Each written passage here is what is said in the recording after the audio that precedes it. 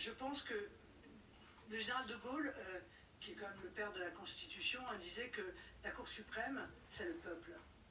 La Cour suprême, c'est le peuple. Et le Conseil constitutionnel. Aucun juge ne peut décider d'interférer dans une élection aussi importante que l'élection présidentielle, de surcroît, en violant l'état de droit, c'est-à-dire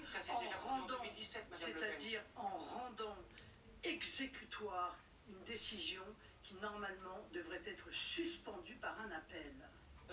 Si vous êtes condamné définitivement et que vous ne pouvez pas vous présenter, est-ce que vous appelleriez au chef de l'État qui a le droit de grâce? Non. Et en matière pénale, même en correctionnelle, Non. la grâce peut s'appliquer. Il n'y a pas d'obstacle constitutionnel. Mais non, la grâce, elle s'applique sur une décision définitive. Oui. Permettez-moi de vous dire que nous n'en sommes pas là et que je crois beaucoup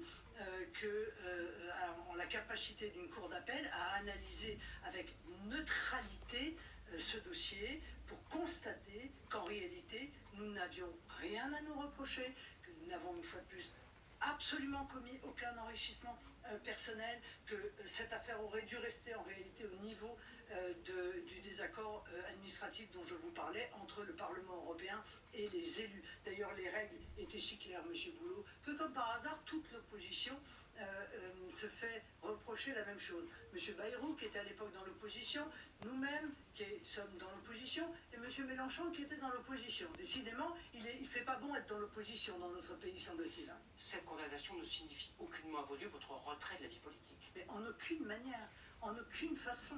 Je veux dire, encore une fois, ce sont les électeurs qui, dans une démocratie, décident. Et moi, je viens leur dire ce soir, ne vous inquiétez pas, je ne suis pas démoralisé, je suis comme vous, scandalisé, je suis comme vous, indigné, mais cette indignation, ce sentiment d'injustice est un moteur peut-être supplémentaire au combat que je mène pour eux.